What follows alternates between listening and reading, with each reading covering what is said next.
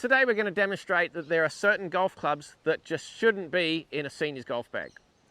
Now if you check out your golf kit after watching this video, we guarantee there's going to be at least one, if not several of these golf clubs in your bag that you should have ditched years ago.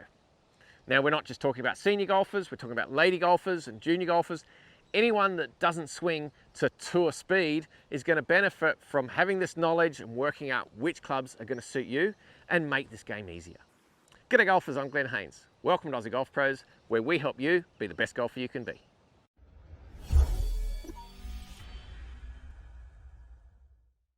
The old set of irons. This is an old Tommy Armour Silver Scott.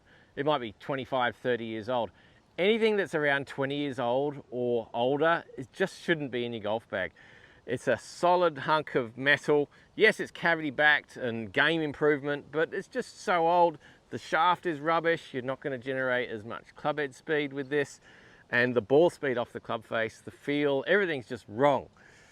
These are horrible. And it just goes to show how good the players of yesteryear were on tour to play such good golf with this equipment that is so inferior to the modern iron. And if I hit this, now I've hit that pretty nicely, and the feel off the club face was just rotten. It's well short of the green. The other thing that happens here is, again, the sole interaction. See how narrow the sole is? It's very flat, there's hardly any bounce on it. The turf interaction is rubbish. So, soft bit of ground, the club can easily dig in. They're very difficult to hit, they don't go very far, and the feel is awful. The metals just aren't very good. The modern day iron has multi-materials in it. Some of them are hollow, much more forgiving. You've got different lighter weight heads. The shafts are better, they're more responsive. The feel is so much better, and they just go so much further, so much easier to hit. They're a little lighter as well in the head, for sure. So this is a 7-iron as well. It's a Cleveland Launcher XL. And it just springs off the club face. It's so much easier to hit. That felt amazing. It's up on the green. It's gone so much further than the old 20-year plus club. And you definitely will do yourself a disservice if you're using anything that's 20 years old or older. Easier to hit. This is a chipper. Nothing wrong with a chipper per se. It's like a putter with some loft on it. But do you really need one? Let's have a go, find out. So, typical easy chip and run shot. It's a very short club, like a putter. Need to stand very close to it.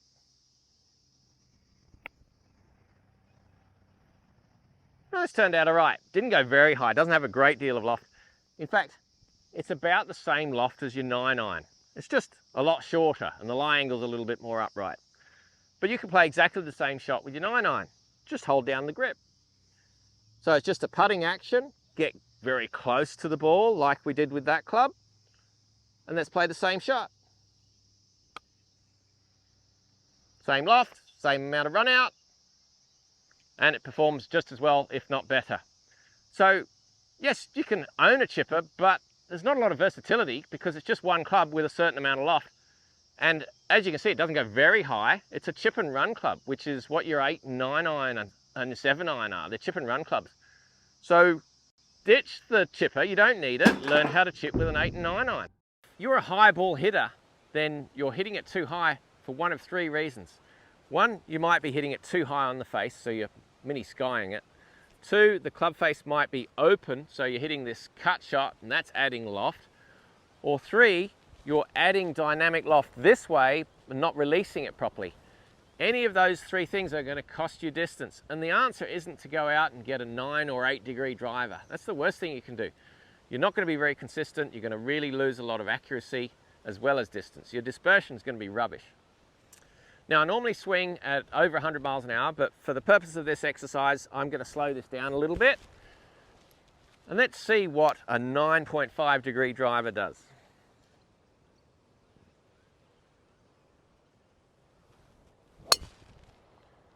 Now I didn't top that at all. It's literally just almost run along the ground because there's no speed there.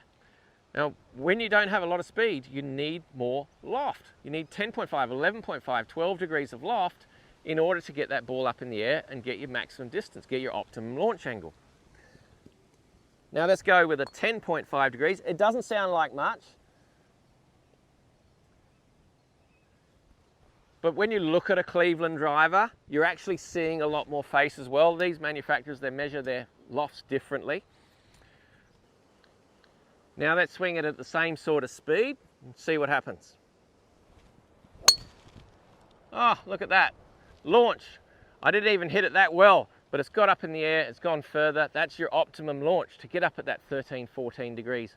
So if your club head speed is quite low, for kids and for ladies and seniors, then you need more loft. If your club head speed is high and you're over 100 miles an hour, then yes, you can consider going down to 10 or 9.5. But even the tour pros are using more loft these days. It's all about getting the ball up high with less spin. Ditch that 9-degree driver and use something that's a lot more forgiving. This is a lob wedge. A lob wedge has between 58 and 64 degrees of loft. And it's a perfect club for a shot like this. Over a large bunker, not much green to work with. We're going to get a high shot that's not going to roll very far. Let's have a go.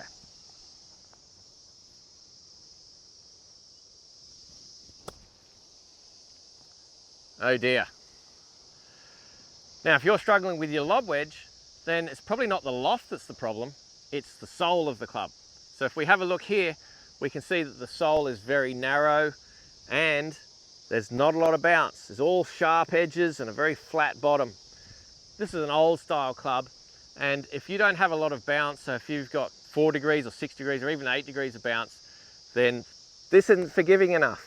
It's not just about the bounce, it's about the sole, the width, the lack of width here is so narrow and very flat. So this leading edge here is very sharp. It's very easy to dig into the soft ground.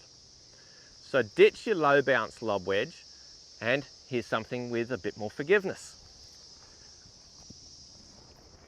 This is a Cleveland CBX Zip Core lob wedge. Look at the sole, nice and wide, nice and rounded. That's going to glide through that soft turf much more easily. And look at the bounce. The trail edge is much lower than the leading edge. That's built-in forgiveness. That's going to help you play these shots with much more confidence so you can slide that club under the ball even on soft conditions. Let's have a go.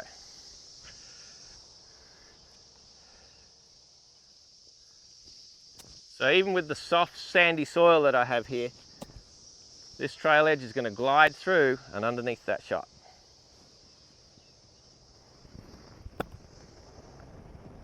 No digging in whatsoever, nice and high, plenty of spin, much more forgiveness. Ditch your low bounce lob wedge.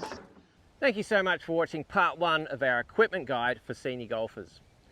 Very soon part 2 will be up there, along with your free download with all of the features and benefits in detail of making some adjustments to your equipment that can really help you enjoy your golf more and play better golf.